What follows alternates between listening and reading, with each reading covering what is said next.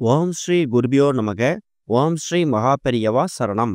இந்த மார்கழி மாதம் முழுவதும் நீங்க வீட்டு வாசல்ல தண்ணீர் தெளிச்சு கோலம் போடும்போது, இந்த ஒரு டம்ளர் தண்ணீரை முந்தின நாள் இரவே தயார் செஞ்சு நீங்க வாசல் தெளிச்சு கோலம் போடுறது மூலயமா சகல விதமான செல்வங்கள் உங்க வீட்டுக்கு வந்து சேரும். அது என்ன பரிகார முறைன்னு பார்க்கறதுக்கு முன்னாடி நம்மளோட வீடியோஸை இப்போ தான் நீங்கள் ஃபஸ்ட் டைம் பார்க்குறீங்கன்னா மறக்காம சப்ஸ்கிரைப் பண்ணிக்கோங்க. தொடர்ந்து இந்த மாதிரி அப்டேட் தெரிஞ்சுக்கிறதுக்கு பக்கத்தில் இருக்கக்கூடிய நோட்டிஃபிகேஷன் பெல்லை கிளிக் பண்ணி ஆல் அப்படிங்கிற செலக்ட் பண்ணிக்கோங்க. இப்போ டம்ளர் தண்ணீரை எந்த மாதிரி தயார் செய்யணும் அப்படிங்கிறத பற்றி தெரிஞ்சுக்கலாம். இப்போ நம்ம 2024ஆம் வருஷத்துக்கான மார்கழி மாதத்தில் அடியெடுத்து வச்சிருக்கிறோம். இந்த வருடம் மார்கழி மாதத்தில் மொத்தமாக 29 நாட்கள் இருக்குது. இந்த 29 நாட்களில் குறைந்தது நம்ம இப்போ 4 நாட்கள் கடந்து வந்துட்டோம். மீதி இருக்கக்கூடிய நாட்களில் கட்டாயம் நீங்கள் காலையில் எழுந்ததுக்கு அப்புறமா முதல் வேலை என்ன செய்ய போகிறீங்க? வீட்டு வாசல் தெளிச்சு கோலம் போடுறது தான். மார்கழி மாதம் அப்படின்னு சொன்னால் நம்ம ஞாபகத்துக்கு வர்றது 2 விஷயம். ஒன்று இறை வழிபாடு, 2வது வீட்டு வாசல்ல வண்ண நிற கோலங்கள் போடுறது.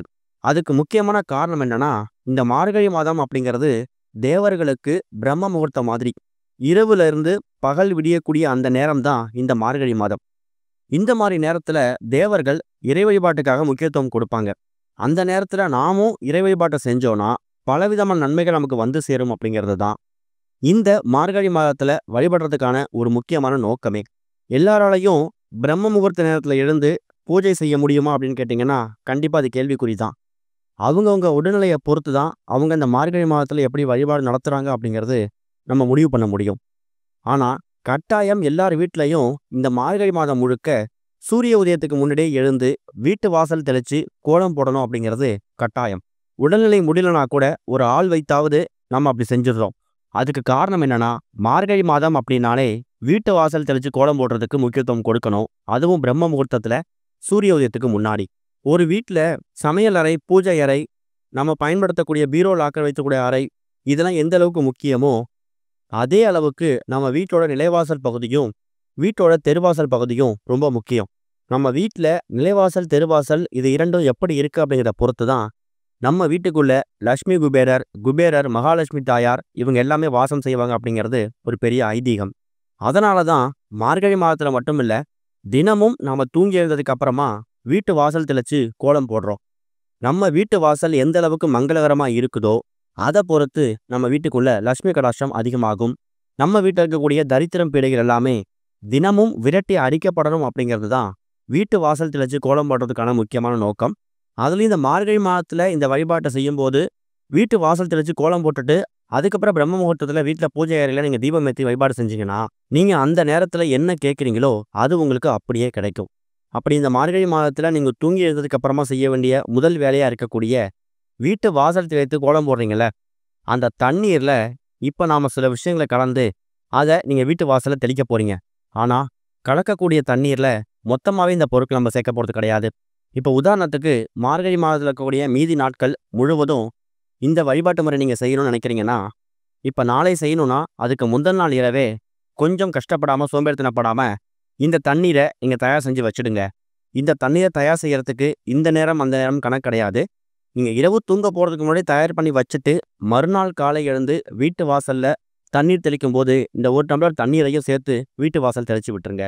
ஒருவேளை இந்த மார்கழி மாதத்திற்கு கூடிய மீதி நாட்கள் முழுவதும் உங்களால் இந்த தண்ணீரை தயார் செஞ்சு மறுநாள் அதை வாசல் தெளிக்க முடியலையா, வாரத்தில் ஒரு 3 நாட்கள் உதாரணத்துக்கு செவ்வாய், புதன், வெள்ளி இது மாதிரி மங்களங்களை உண்டாக்கக்கூடிய நாட்கள் எதுவோ அதை நீங்களே தேர்ந்தெடுத்துக்கலாம்.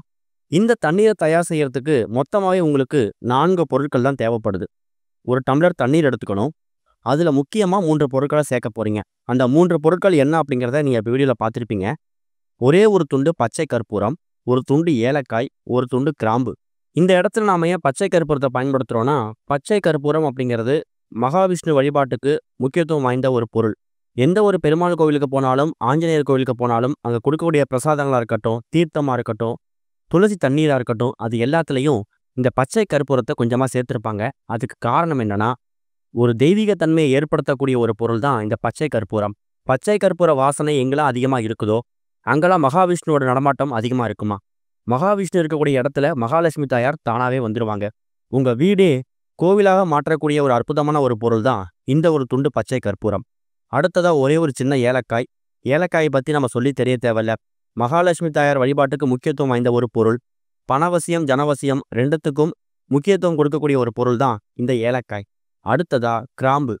கிராம்பு அப்படிங்கிறது எதிர்மறை ஆற்றல்களை வீட்டிலேருந்து விரட்டி நேர்மறை ஆற்றல்களை உங்கள் பக்கம் ஈர்க்க செய்யக்கூடிய காந்தம் போல ஈர்க்கக்கூடிய ஒரு பொருள் தான் இந்த கிராம்பு. இப்படி இந்த 3 முக்கியமான பொருட்களை நீங்கள் சேர்க்க போறீங்க. இப்போ உதாரணத்துக்கு நாளை காலையில் வீட்டு வாசல் தெளித்து கோலம் போடும்போது அந்த தண்ணீரில் இந்த டம்ளர் தண்ணீரை கலக்கணும் அப்படின்னு முடிவு பண்ணிட்டீங்கன்னா, முந்தின நாள் இரவே ஒரு டம்ளர் தண்ணி எடுத்து அதில் ஒரு துண்டு ஏலக்காயையும் ஒரு துண்டு கிராம்பையும் போட்டுருங்க. பச்சை கற்பூரம் ரொம்ப அதிகமாக சேர்க்கணும் கிடையாது. அந்த பச்சை கற்பூரத்தோட வாசனை அந்த தண்ணீரில் சிறிதளவு இருந்தால் கூட போதும். இப்போ நீங்கள் வீடியோவில் பார்க்குறீங்களா, இந்த துண்டில் சும்மா ஓரளவுக்கு கிள்ளும் போது உங்களால் எவ்வளோ அளவுக்கு தூள் வருதோ அதை கூட அந்த தண்ணியில் கலந்து விட்டுறணும். கலந்து வச்சுட்டு இதை அப்படியே உங்கள் வீட்டோட நடு ஹாலில் வைக்கணும். ஒருவேளை நடு ஹாலில் வைக்க முடியல, அங்கே நிறைய பேர் தூங்குவாங்க, இல்லை டிஸ்டர்பன்ஸாக இருக்கும் அப்படின்னா பூஜை அறையிலையோ சமையல் அறையிலையோ கூட நீங்கள் வச்சுக்கலாம். ஆனால் வீட்டில் ஏதாவது ஒரு இடத்துல இது பத்திரமா எந்த விதமான தொந்தரவும் இல்லாமல் கால் படாத மாதிரி பார்த்து வச்சுருங்க. முந்தின நாள் இரவு தயார் செஞ்சு வச்சுட்டு மறுநாள், அதாவது மார்கழி மாதத்தில் நீங்கள் தூங்கி எழுந்ததுக்கு அப்புறமா முதல் வேலை செய்வது என்ன? வீட்டு வாசல் தெளித்து கோலம் போடுறது. அதுக்கு அந்த வீட்டு வாசல் தெளிக்கிறதுக்கு எவ்வளவு தண்ணீர் எடுக்கிறீங்களோ அந்த தண்ணீர் எப்பவும் போல எடுத்துக்கோங்க. ஆனால் அதில் முந்தின நாள் எவ்வளோ தயார் பண்ணி வச்சுருந்தீங்கல்ல, ஏலக்காய், பச்சை கற்பூரம், ஒரே ஒரு துண்டு கிராம்பு போட்டு ஒரு தண்ணீர், அந்த தண்ணீரை, அந்த ஒரு டம்ளர் தண்ணீரை நீங்கள் எடுத்து வச்சிருக்கக்கூடிய ஒரு பக்கெட் தண்ணியில் ஊற்றிட்டு நன்றாக கலந்து அதுக்கப்புறம் நீங்கள் வீட்டு வாசல் தெளித்து கோலம் போடுங்க.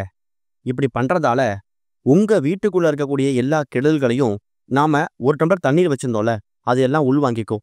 அது எல்லாம் மறுநாள் வீட்டு வாசல் தெளித்து கோலம் போடும்போது அந்த எதிர்மறை ஆற்றல்கள் எல்லாத்தையும் உள் வாங்கியிருக்கக்கூடிய அந்த தண்ணீர் இருக்குல்ல, அது உங்கள் வீட்டு வாசலோட அது எல்லாத்தையும் விரட்டி அடிச்சிடும். அது மட்டும் இல்லை, உங்கள் வீட்டு வாசலே அந்த பச்சை கற்பூரம், ஏலக்காய், கிராம்பு கலந்த தண்ணீரால் ஒரு நறுமணமாக ரொம்ப தெய்வீகமயமாக இருக்கும்.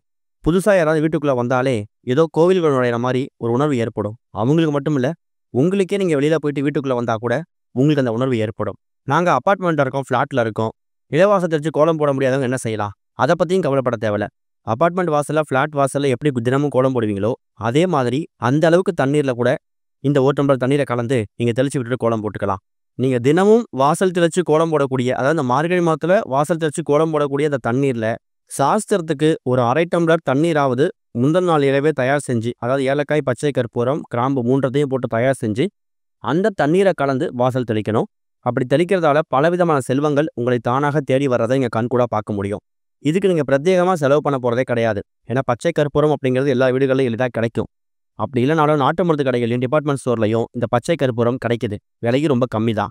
ஏலக்காய், கிராம்பு அப்படிங்கிறது நீங்கள் அன்றாடம் சமையலுக்கு நீங்கள் பயன்படுத்த வச்சுக்கூடிய பொருட்கள் தான். பச்சை கற்பூரம் கரைஞ்சிரும், அந்த ஏலக்காயும் கிராம்பும் அப்படியே இருக்குன்னா பரவாயில்ல, அதையும் எடுத்து அப்படியே வாசலில் தண்ணி தெளித்து விடும்போது நீங்கள் தெளித்து விட்டுக்கலாம். அதை பற்றி கவலை கிடையாது. இந்த ஒரு பதிவை மார்கழி மாதம் நீங்கள் எத்தனை தேதிக்கு அப்புறம் பார்த்தாலும் சரி, மீதி ஒரு 10 தேதி தான் இருக்குனாலும் அந்த 10 தேதியாவது, அதாவது மார்கழியோட கடைசி 10 நாட்களாவது இந்த ஒரு டம்ளர் தண்ணீரை கலந்து வாசல் தெளித்து கோலம் போடுங்க. இல்லை என்னால் மாதம் முழுக்க எல்லா நாட்களும் போட முடியாது அப்படின்னா, முன்னாடி சொன்ன மாதிரி செவ்வாய், புதன், வெள்ளி இந்த 3 நாட்கள்லையாவது இந்த ஒரு டம்ளர் தண்ணீரை தயார் செஞ்சு அதுக்கப்புறம் வீட்டு வாசல் தெளித்து கோலம் போடுங்க. ஓம் ஸ்ரீ குருபியோ நமக. ஓம் ஸ்ரீ மகா பெரியவா சரணம்.